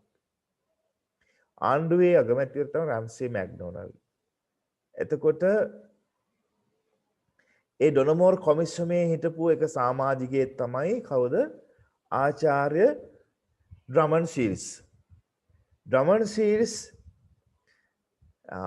මැතිතුමා ආචාර්යතුමා ආචාර්ය සිඩ්නි වෙබ් ගේ ඊටම හොඳ ශිෂ්‍යෙක්. පේබියන් සමාජවාදී. මොවුන් විශ්වාස කරපු දේ තමයි මැතිවරණය. ඡන්ද බලය අතිශයින්ම වැදගත් මිනිස්සුන්ට. අතිශයින්ම වැදගත් මිනිස්සුන්ට ඡන්ද බලය. එනිසා තමයි ඔවුන්ගේ නායකත්වයෙන් 1927 දී බ්‍රිතාන්‍යයට සර්වජන ඡන්ද බලය හම්බ වෙන්නේ. බ්‍රිතාන්‍යයට සර්වජන ඡන්ද බලය හම්බ වෙන්නේ. ලංකාවට ඩොනමෝර් කොමිසම එනකොට ඒ කොමිසමේ සමාජිකයෙක් විදිහට ආචාර්ය ඩ්‍රමන් ෂීල්ස් එනවා. එතකොට ඔහු ඊටාම දැඩිව මැතිවරණය ගැන ඡන්ද බලය ගැන සර්වජන ඡන්ද බලය ගැන විශ්වාස කරපු ඒ තුලින් සමාන අසමානතාව සමාජ අසමානතාව දුරලන්න පුළුවන් කියලා විශ්වාස කරපු පේබියන් සමාජවාදී කණ්ඩායමේ කෙනෙක්. හරි? එතකොට ලංකාවට ඇවිත් අපි දන්නවා ඩොනමෝර් කොමිසම ගොඩක් අයගෙන් ප්‍රශ්න ඇහුවා ඒ කාලේ හිටපු සංවිධාන වලින් පුද්ගලයන්ගෙන් හමු වෙලා ප්‍රශ්න ඇහුවා. ඒ කියන්නේ ඒගොල්ලන්ගේ අදහස් විමසුවා. ඩොනමෝර් යෝජනා මොන වගේ වෙන්න ඕනද? ඡන්ද බල අයිති අපි ඔබට ලබා දුන්නොත් ඔබට කැමතිද? නේද? ඒ අවස්ථාවේදී මම නම කියන්නේ නැහැ. එක්තරා දමිළ ජාතික විදතෙක් එතුමා කිව්වා මේ සර්වජන ඡන්ද බල ලබා දීම විශේෂයෙන්ම කාන්තාවන්ට ඡන්ද බල අයිති ලබා දීම ඌරෝ ඉස්සරහා මුතුයට විසි කරනවා වගේ වැඩක්. ඌරන්ට මුතු වලින් ප්‍රයෝජනයක් නැහැ. ඉතින් අද වර්තමානයේ ඇතැම් ලංකාවේ කාන්තාවෝ ඡන්ද දෙන විදිය දිහා බැලුවාම ඡන්දේදී හැසිරෙන ආකාරය දිහා බැලුවාම එදා ඒ විද්වතා කිව්ව කතාවේ යම් ඇත්තක් තියෙනවා කියලා නැත්නම් පිට පේන්න තියෙනවා ඒ සත්‍යතාවක් තියෙනවා කියලා හිතන්න පුළුවන් ඇතැම් විට. නමුත් තව සමහර අයගෙන් ඇහුවාම ඒගොල්ලොත් විරුද්ධ වුණා. ඒකට අපි දන්නා ආකාරයට පක්ෂ වෙන්නේ ඒ.ඊ. ගුණසිංහ මැතිතුමා. ඒ වගේම එවකට ලංකාවේ කාන්තාවන් විශේෂයෙන්ම නාගරික දේශපාලන විඥානක භාවයක් තිබුණු සිවිල් වැඩ කටයුතු නිරත වුණු කාන්තාවන් සමාජ සේවා වැඩ කටයුතු නිරත වුණු ප්‍රභූ කාන්තාවන් කිහිප දෙනෙක් එකතු වෙලා පිහිටුවාගත්ත සංවිධානයක් තිබුණා. එම සංවිධානයේ නම තමයි මල්ලිකා ඡන්ද සමිතිය. එහෙම නැත්නම් මල්ලිකා කුලගණ සංසදය. මල්ලිකා කුලගණ සංසදේ මල්ලිකා ඡන්ද සමිතිය. මෙම සංවිධානයෙහි සභාපතිත්වය ඉසිලුවේ දේසි ඩයස් බණ්ඩාරනායක මැතිනිය. දේසි ඩයස් බණ්ඩාරනායක මැතිනිය ආර්යාව යනුවෙන් හඳුන්වන්නේ සොලමන් වෙස්ට් රිච්වේ ඩයස් සමාවෙන්න සොලමන් ඩයස් බණ්ඩාරනායක මැතිතුමාගේ මහා මුදලිතුමාගේ භාර්යාව Solomon West Ridgeway Dias Bandaranaike මැතිතුමාගේ අපේ රටේ හිටපු කීර්තිමත්ම අගමැතිවරයෙක් වුණු Solomon West Ridgeway Dias Bandaranaike මැතිතුමාගේ මෑණියක්. සරලව කියනවා නම් දේශි ඩයස් බණ්ඩාරනායක ආර්යාව කියලා කියන්නේ එවකට මල්ලිකා ඡන්ද සමිතියේ නායකත්වයේ දීපු දේශි ඩයස් බණ්ඩාරනායක ආර්යාව කියලා කියන්නේ Solomon West Ridgeway Dias Bandaranaike වෙනත SWRD බණ්ඩාරනායක මැතිතුමාගේ ආදරණීය මෑණියක්. නමුත් බණ්ඩාරනායක මැතිතුමා ඩොනමෝර් කොමිසම ඉදිරියේදී සර්වජන ඡන්ද බලය ලබා දෙනවට පක්ෂපාතීත්වයක් දැක්වේ නැති වුණාට එතුමාගේ මෑණියන්ගේ ප්‍රධානත්වයෙන් තිබුණු මල්ලිකා කුලගණ සමිතිය ඡන්ද සමිතිය ඒගොල්ලන් කාන්තාවන්ට ඇතුළු සර්වජන ඡන්ද බලය ලබා දෙන්න කියලා ඩොනමෝර් කොමිසමෙන් ඉල්ලීමක් කළා. එතකොට මෙවැනි සන්දර්භයක් තමයි තිබුණේ. කෙසේ නමුත් ඩොනමෝර් කොමිසම ලංකාවට එන්න කලින්ම ඔවුන්ට කැමැත්තක් තිබුණා. ඔවුන්ගේ සූදානමක් තිබුණා කියලා කියන්න පුළුවන්. ලංකාවට සර්වජන ඡන්ද බලය ලබා දෙනවා කියලා. මොකද ඩ්‍රමන් සීල්ස් එන්නේ මේ සඳහා. ඒ වගේම එම කොමිසමේ සංයුතිය දිහා බැලුවත්, බ්‍රිතාන්‍ය ආණ්ඩුවේ ක්‍රියාකාරීත්වයේ දේශපාලන දෘෂ්ටි දිහා බැලුවත්, ඔවුන් කම්කරු පාක්ෂික ආණ්ඩුවක්. ඔවුන්ගේ දේශපාලන දෘෂ්ටි තමයි පේබියන් වාදය. පේබියන් වාදයේ තමයි ඡන්ද බලය මැතිවරණ ගැන විශේෂ අවධානයක් තියෙන දේශපාලන ධාරාව සමාජවාදය තුල තිබෙන. එතකොට ඔවුන් මොකද කරන්නේ? ඩොනමෝර් කොමිසම තම වාර්තාවේ නිර්දේශ කරනවා, තම වාර්තාවේ සඳහන් කරනවා අවුරුදු 21ට වැඩි පුරුෂයන්ටත් අවුරුදු 31ට වැඩි කාන්තාවන්ටත් ඡන්ද බලය ලබා දෙන්න ඕනේ කියලා. සර්වජන ඡන්ද බලය ලංකාවට ප්‍රදානය කරන්නට ඕනේ. හැබැයි ඒ කොහොමද? අවුරුදු 21කට වඩා වැඩි පුරුෂයන්ටත් අවුරුදු 31කට වඩා වැඩි කාන්තාවන්ටත් සර්වජන ඡන්ද බලය ලබා දෙන්න ඕන කියලායි ඩොනමෝර් කොමිසම යෝජනා කරන්නේ. ඒ වන විට බ්‍රිතාන්‍ය ආණ්ඩුවේ කම්කරු පක්ෂ ආණ්ඩුවේ යටත් විජිත බාර ලේකම්වරයාව සිටින්නේ ආචාර්ය සිඩ්නි වෙබ්. එනම් ඔවුන්ගේ න්‍යායාචාර්යවරයා. යටත් විජිත බාර ලේකම් යනුවෙන් අදහස් කරන්නේ යටත් විජිත බාර ඇමති. ආචාර්ය සිඩ්නි වෙබ්. ඩොනමෝර් කොමිසම ඔවුන්ගේ වාර්තාව ආචාර්ය සිඩ්නි වෙබ් වෙත යවන පිළිගන්නවා. එහි ප්‍රතිඵලයක් ලෙස ආචාර්ය සිඩ්නි වෙබ් යෝජනා කරනවා මේ වෙනසක්. අවුරුදු 31 21 කියන වෙනස අවශ්‍ය නැහැ. අවුරුදු 21කට වඩා වැඩි සියලුම ස්ත්‍රී පුරුෂ දෙපක්ෂයටම සියලුම ස්ත්‍රී පුරුෂයන්ට සර්වජන ඡන්ද බලය ලබා දෙන්න ඕන කියලා උන් යෝජනා කරනවා. හැබැයි ඊට පස්සේ 1956 දී බලයට පත් වෙන SWR බණ්ඩාරනායක මැතිතුමා එම වයස සීමාව අවුරුදු 18 දක්වා අඩු කරනවා. ඔහු මුලදී විරුද්ධ වුණා. සර්වජන ඡන්ද බල ලබා දුන්නාට පස්සේ වයස සීමාව අවුරුදු 18ද අඩු කරනවා. ඒ පේබියන් සමාජවාදය කියන්නේ මෙන්න මේ වගේ එකක්. ආයුධ ගැන විශ්වාසය තියන්නේ නැති, මැතිවරණ ගැන විශ්වාසය තියෙන, ඡන්ද බලය ගැන විශ්වාසය කරපු, තමන්ගේ රටේ විතරක් නෙමෙයි ලෝකයේ කොහොතනක වුණත් සර්වජන ඡන්ද බලය, මැතිවරණය ගැන විශ්වාස කරපු, ඒ තුලින් බලයටපත් වෙන ඇති කරන ප්‍රතිසංස්කරණ තුලින් සමාජවාදය ස්ථාපිත කරන්න පුළුවන් කියලා විශ්වාස කරපු දේශපාලන කණ්ඩායමක්. ඒ නිසා තමයි මහා බ්‍රිතාන්‍ය 1927 දී තමන්ගේ රාජ්‍යයට දෙන සර්වජන ඡන්ද බලය අයිතිය 1931 නම් ඊට අවුරුදු 3කට පස්සේ, ඒ කියන්නේ තාම කෙටි කාලයක් තුල තමන්ගේ අධිරාජ්‍යයේ තියෙන තාම කුඩා යටත් විජිතයකට තමන් මේ ඊටම අමාරුවෙන් ගත්ත සර්වජන ඡන්ද බලය අයිතිය ප්‍රදානය කරන්නේ. මොකද අපි දන්නවා බ්‍රිතාන්‍යයේ තමයි ලෝකයේ කාන්තාවන් සන්නද්ධ අරගල පවා කරේ සර්වජන අයිතිය එහෙම ඡන්ද බල අයිතිය ලබා දෙන්න කියලා. එමලින් ෆ්‍රැන්කර්ට් සහ ක්‍රිස්ටෝබර් ෆ්‍රැන්කර්ට් කියන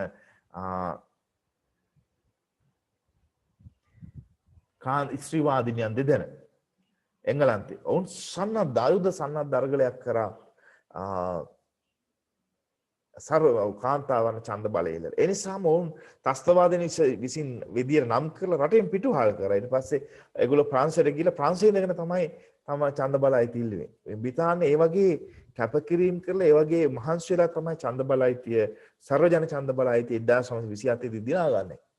එලෙස අමාරුවෙන් දිනාගෙන ඡන්ද බලයිතිය තමන්ගේ ඉතා කුඩා යටත් විජිතයකට ඉල්ලන්නේ නැතුව ඒ රටේ දේශපාලන නායකයෝ ප්‍රභූන් ඒ ඡන්ද බලයිතිය දෙන්න එපා කියලා කියන්නේ ප්‍රතික්ෂේප කරා දෙත් වුන් දෙන්නේ ප්‍රදානය කරන්නේ 1931 ඩොනමෝර් යෝජනාවක් විදිහට මේ කියන ආචාර්ය ඩ්‍රමන්ඩ් ෂීල්ස්, ආචාර්ය සිඩ්නි වෙබ්, රැම්සේ මැක්ඩොනල්ඩ් මේ කියන පේබියන් වාදීන්ගේ මැදිහත් වීම සහ ඉල්ලීම මත කියලා කියන්න පුළුවන්.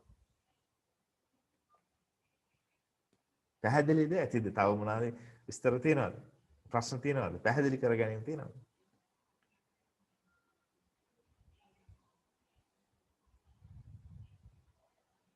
සිතාරා නෑ සර් වෙන ප්‍රශ්න නෑ. ඇතිද? පැහැදිලිද කියලා දීපු ටික? හොඳටම විශ්වාසද?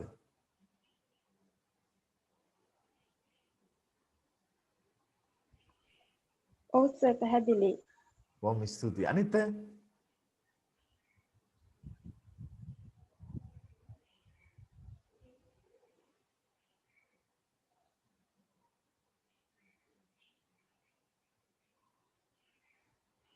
අනිත් අයට මොකද හිතෙන්නේ? වෙන ප්‍රශ්න නැද්ද? අපි ඉස්සරහට යන්නද?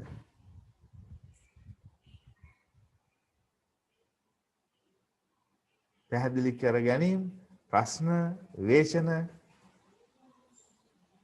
එහෙනම් නේද මං කියන දේ?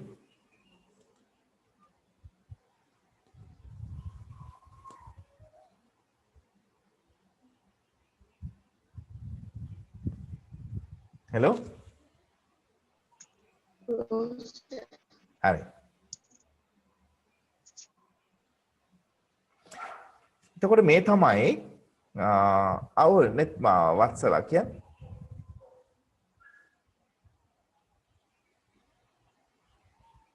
වත්සලා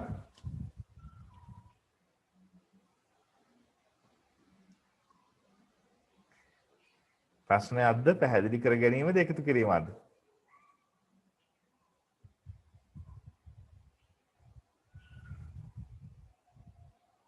හෙලෝ නෙත්මා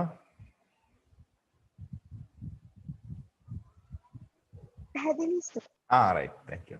ඊළඟට අපේ ප්‍රධාන තේමාවන් ගැන සමාජවාදය තුළ දකින්න ලැබෙන ප්‍රධාන තේමා. ඔයගොල්ලෝ මේව සමහර විට අහලා ඇති. නමුත් අපි මෙතන ටිකක් ගැඹුරට පුළුල්ව බලන්නයි උත්සාහ කරන්නේ.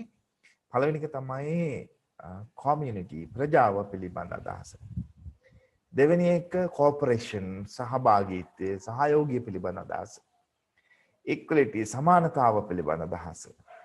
social class සමාජ පන්තිය පිළිබඳ අදහස. common ownership පොදු හිමිකාරීත්වය පිළිබඳ වූ අදහස. පළවෙනි එක සමාජයේ එහෙම නැත්නම් ප්‍රජාව පිළිබඳ අදහස. ඊළඟට සහභාගීත්වය පිළිබඳ අදහස. සහයෝගීතාව පිළිබඳ අදහස. සමානතාව පිළිබඳ අදහස, සමාජ පන්තිය පිළිබඳ අදහස, පොදු හිමිකාරීත්වය පිළිබඳ වූ අදහස වශයෙන් බලමු. සමාජවාදය තුල දකින්න ලැබෙන ප්‍රධානතම තේමාව තමයි ප්‍රජාව පිළිබඳ අදහස්. ප්‍රජාව on community on නිතරම දකින්නේ සාමූහිකත්වය පිළිබඳව. මෙන්න මේක තමයි ලිබරල් වාදයෙන් සමාජවාදයේ වෙනස් වෙන ප්‍රධානතම තැන. ලිබරල් වාදය සෑම විටම හිතන්නේ පුද්ගලයා ගැන, පුද්ගලවාදය ගැන, පුද්ගල යහපත ගැන, පුද්ගලයාගේ අදහස ගැන, පුද්ගල නිදහස ගැන, පුද්ගල කැමැත්ත ගැන, පුද්ගල සංවර්ධනය ගැන, පුද්ගලයාගේ දියුණුව ගැන. මේ සමාජවාදයේ සෑම විටම හිතන්නේ ප්‍රජාව ගැන. ප්‍රජාවගේ යහපත, ප්‍රජාවගේ දියුණුව, ප්‍රජාවගේ ආරක්ෂාව, ප්‍රජාවගේ කැමැත්ත, ප්‍රජාවගේ අවශ්‍යතා, ප්‍රජා අවශ්‍යතා, මේව තමයි සමාජවාදයේ හිතන්නේ. සෑම විටම උන් අවධාරණය කරන, ફોકસ කරන්නේ සමූහය. ලිබරල් වාදය පුද්ගලයා, සමාජවාදය සමූහය. ඒ තමයි මේ දෙක අතර තියෙන ඊටාම සරල පමණක් නෙමෙයි, ඊටා ගැඹුරු පැහැදිලි බෙදීම. වෙනස්කම්. සමාජවාදයෙන් විශ්වාස කරනවා සෑම විටම මානවයාගේ ශක්තිය පිළිබඳව. මානවයාගේ ශක්තිය පිළිබඳව මෙන්ම මානවයාගේ ශක්තියින් පිළිබඳ, ශක්්‍යතාවන් පිළිබඳ. මානවයා තුළ තිබෙන, මිනිසා තුළ තිබෙන ශක්තිය පිළිබඳව මෙන්ම ශක්්‍යතාවන් පිළිබඳව. ඒ කියන්නේ යාට කරන්න පුළුවන් දේ වගේම ඔහු තුළ ගැබ් වෙලා තියෙන, නමුත් පිටට පේන්නේ නැති අවස්ථාව ආවම ඉස්මතු වෙන ශක්්‍යතාවන්, නිර්මාණශීලී හැකියාවන්, කායික ශක්්‍යතාවන්, මානසික ශක්්‍යතාවන් පිළිබඳව විශාල විශ්වාසයක් සමාජවාදය තුළ තියෙනවා. එනිසා උන් සෑම විටම අවස්ථාව දෙනවා පුද්ගලයන්ට, ප්‍රජාවට ඔවුන්ගේ හැකියාවන්ට, ඔවුන්ගේ කැමැත්ත පරිදි තීන්දුව తీරන ගන්න වැඩ කටයුතු කරන්න. සමූහ මිනිසුන් තුල තියෙන ශක්තිය, ශක්්‍යතාවක්. ඒ නිසා ඔවුන්ගේ සිතැඟියාවන්ට අනුව ඔවුන්ගේ ශක්්‍යතාවන්ගෙන් වැඩ ගන්න, වැඩ කරන්න සමාජවාදය ඉඩ දෙනවා කාටද? මිනිසුන්ට. ඒ නිසා සමාජවාදයේ සෑම විටම මිනිසුන් ඉඩ දෙනවා සමූහයක් විදිහට වැඩ කරන්න. ගෲප් එකක් විදිහට වැඩ කරන්න. සමූහයක් ලෙස කටයුතු කරන්න. ඒ නිසා පෞද්ගලික ලාභ, පෞද්ගලික වාසි, පෞද්ගලිකත්වය මතු කරන්නේ නැතුව සමූහයක් විදිහට වැඩ කරන්න. එතකොට ඒ සමූහය තුළ තියෙන ශක්තියින්, පුද්ගලයා එක එක පුද්ගලයා තුළ තියෙන ශක්තිය, ශක්්‍යතාවන් විශාල ගුණයකින් වැඩි වෙනවා සමූහයක් විදිහට වැඩ කරන්න පටන් ගත්තම. ඒ නිසා තමයි සෑම විටම සමාජවාදයේ සාමූහිකත්වය, සාමූහික උත්සාහය, සාමූහික ප්‍රයත්නයන්, සාමූහික වැඩ කලාව ප්‍රගුණ කරන්නේ. එහෙම නැත්නම් ඒ දියුණු කරන්න, එහෙම නැත්නම් වර්ධනය කරන්න අවස්ථාව ලබා දෙන්නේ. සාමූහිකවාදයේ තුල විශේෂයෙන්ම අපි දකිනවා සමාජවාදී රාජ්‍යයන් තුල දකින්න සාමූහික කර්මාන්තශාලා, සාමූහික ගොවිපළවල් ආදිය අපි දකිනවා ක්‍රියාකාරී සමාජවාදී රාජ්‍යයන් වල. නිදසුන් ලෙස සෝවියට් දේශයේ තිබුණු සාමූහික කර්මාන්තශාලා, සාමූහික ගොවිපළවල්, ඒ වගේම අනෙකුත් සමාජවාදී රාජ්‍යයන් වල තිබෙන සාමූහික කර්මාන්තශාලා පෙන්වා දෙන්න පුළුවන්. ඒ වගේම ඔවුන් තමන්ගේ සගයට, තමන්ගේ යහළුවට ආමන්ත්‍රණය කරන්නේ විශේෂ වචන තිබෙනවා. ඉංග්‍රීසියෙන් කියන comrades, brother, sister, සිංහලෙන් කියන සහෝදරයා, සහෝදරිය. නේද? sister, brother කියන ලෙන්ගතු හැඟීමෙන් ඔවුන් තමන්ගේ සගය සමූහය තුළ ඉන්න අනෙකාව හඳුනා ගන්නවා. ලිබරල් වාදයේ මිට වඩා වෙනස්. ලිබරල් වාදයේදී දැන් ඔබ දකින්න ඇති සමහර ඔයගොල්ලන්ගේ යාළුවෝ, ඔයගොල්ලන්ගේ ගුරුවරු, ඔයගොල්ලන්ගේ හිතවතුන්, ඥාති හිතයිෂීන් කියනවා බටහිර රටවල් වල විශේෂම ධනවාදී රටවල් වල අධ්‍යාපනය ලැබපු ජීවත් වුණු ගිහිලා ආපු අය කියනවා ඒ රටවල් වල සෑම දෙයක්ම පුද්ගලික වෙලා තියෙනවා. අපි හිතමු 5 දෙනෙක් එක්ක අපි රාත්‍රියට යනවා රාත්‍රී කෑමක් කන්න. අපි යනවා ඩිනර් එකකට නැත්නම් පාටි එකකට යනවා. එහෙනම් අපි රෙස්ටෝරන්ට් එකකට ගිහිල්ලා රාත් අපි සාමූහිකව කෑම කන්න යොදා ගන්නවා. අපි 5 දෙනෙක් යනවා. 5 දෙනෙක් ගිහිල්ලා විහිළු තහළු කරලා හිත හොඳ වර්ධනය කරගෙන කෑම සාමූහිකව අරගෙන හොඳ පාටි එකක් දාලා සෙල්ෆිත් ගහලා අත දාගෙන කරේ අත දාගෙන නටලා ඉඹලා නේද වදාගෙන ඉඳලා මොකද කරන්නේ බිල් එක ආවම එකිනෙකා වෙන වෙනම ගෙවලා ආපහු කිදරෙනවා. ඒ තමයි පුද්ගලවාද ඉන්ඩිවිජුවලිසම්. Go together, enjoy together, but pay individually. Right? අපි එකට යමු, එකට කමු, එකට සතුටු වෙමු, හැබැයි වෙන වෙනම ගෙවමු. ඒ තමයි ලිබරල් වාදය. හැබැයි සමාජවාදය තුළ එහෙම නැහැ. ඒ සාමූහිකත්වය අන්‍ය ගැන හිතන එක ඒ ස්වභාවය දකින්න පුළුවන්. right? ඔවුන් අතර බැඳීම වැඩි. ඒ වගේම පුද්ගලයා සැලකෙනවා ඒ සමාජයේ අයින් කළ නොහැකි කොටසක් විදිහට. සෑම පුද්ගලයෙක්ම ඔහුයි සමාජයේ ඉතා වැදගත්, ඉතා විශාල කාර්යභාරයක් ඉෂ්ට කරන තැනැත්තෙක්. යාව අයින් කරන්න බෑ. මොකද එහෙම වුණොත් ඒ චේන් එක කැඩෙන සමාජයේ එයා අවශ්‍ය හින්දා තමයි එතන ඉන්නේ. එයාව අයින් කරන්න බෑ. එයා වින් කරන්න බෑ. right? තමයි සමාජවාදී සාමූහිකත්වයේ ප්‍රජාව සාමූහික ප්‍රජාව පිළිබඳව දකින විදිය.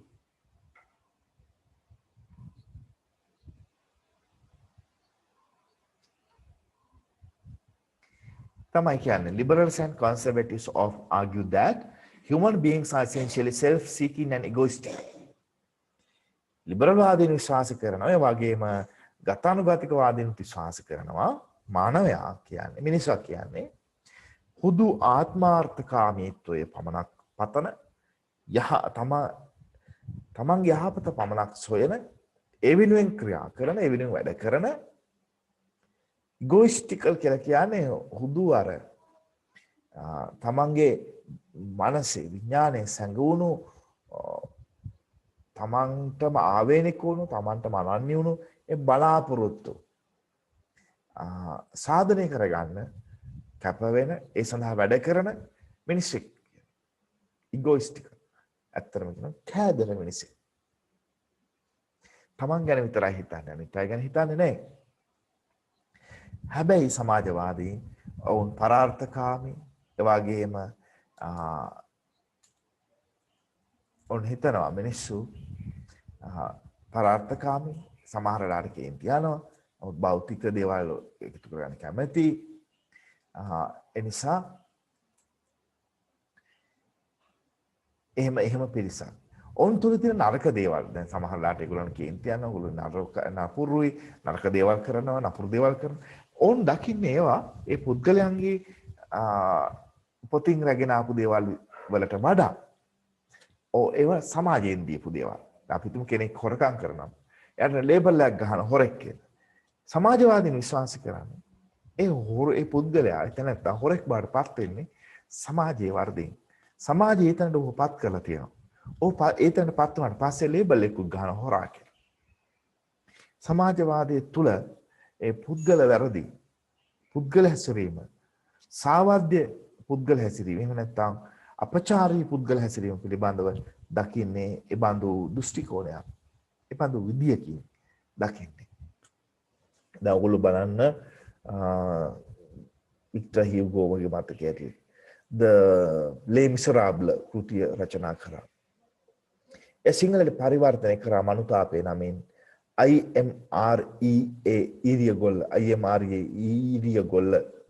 කියන විශිෂ්ට පරිවර්තකයා සහ ලංකාවේ හිටපු එතුමා දේශපාලඥයෙක් කීර්තිමත් දේශපාලඥයෙක්.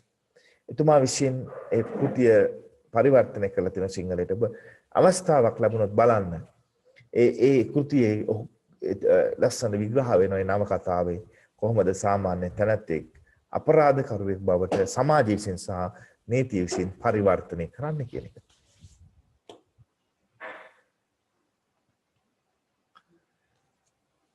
right මොනවා හරි වෙන අදහස් තියෙනවද මේකට එකතු කරන්න පුළුවන්? ඔගොල්ලෝ මේ කියන කතාවට එකඟද?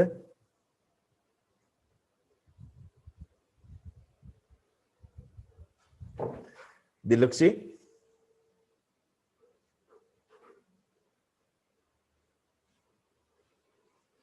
අනිත් අය පේන්නේ නැද්ද? එකගයි සර්. අනිත් අය නැද්ද මේ හරි? කසුන් සෙමාලි ශානිකා දිලුක්ෂි ඔව් සර්. මොකද හිතන්නේ? කසුන් පොඩ්ඩක් ඩේටා කපනකට කමන්න අපිත් එක්ක කතා කරන්න.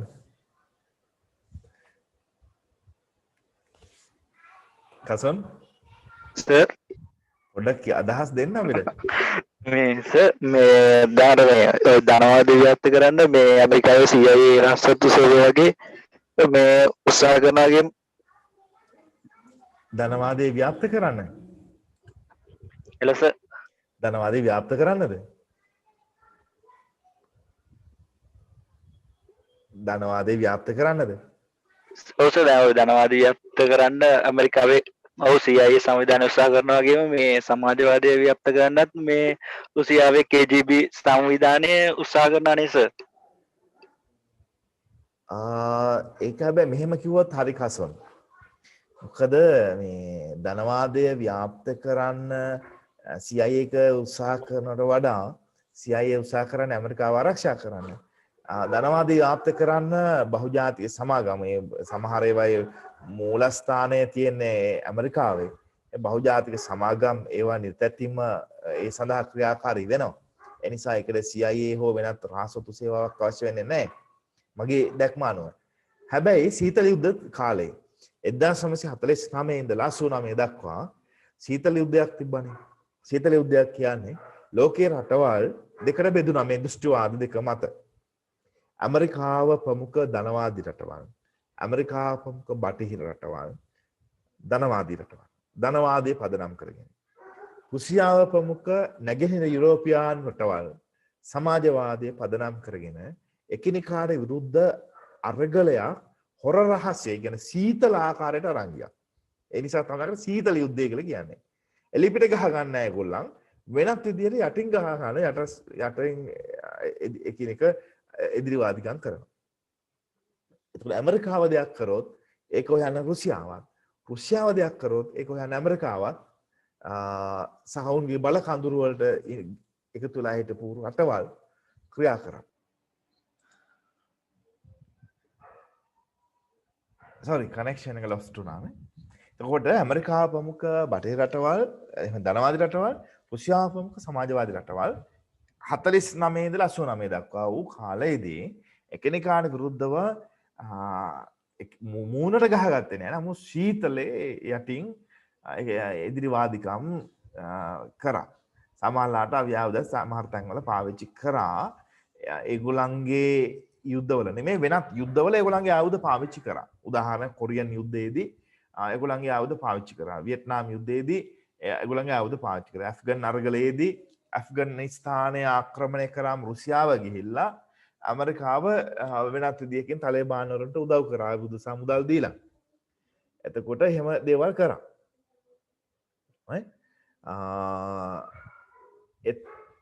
ඒ බඳු අවස්ථාවන් වල රාජ්‍යන් බලකඳුරු දෙකේම රාජ්‍යන් සිය සම්පූර්ණ රාජ්‍යාන්ත්‍රණය යුද මිලිටරි සහ රාජ්‍යපායික යාන්ත්‍රණය තානාපති සේවාවන් ඒ වගේ මොතු සේවාවන් සියල්ල ඒ විදිහටම පාවිච්චි කරා.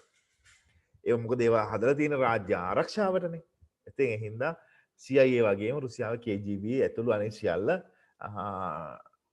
වැඩ කරේ ඔය කියන ධනවාදය පතුරවන්න සමාජවාදය පතුරවන්න කියන එකට වඩා එකිනෙකාට විරුද්ධ අරගලයේදී තමන්ගේ රාජ්‍යයන් ආරක්ෂා කරගන්න එදෙව්වා කියලා කිව්වොත් ඒක වඩාත්ම නිවැරදි.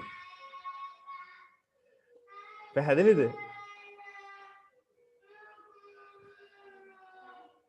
හෙලෝ කසන් ඔව් සර් පැහැදිලි. දැන් බොහොම ස්තුතියි අදට අපි හෙට දවසේදී මේ පාඩමේ ඉතුරු කොටස කරමු. ඉදිරි තේමාවන් පිළිබඳව ඔයගොල්ලෝ දන්න කියන කරුණු අරගෙන එන්න අපි සාකච්ඡාවට භාජනය කරමු. right? බොහොම ස්තුතියි.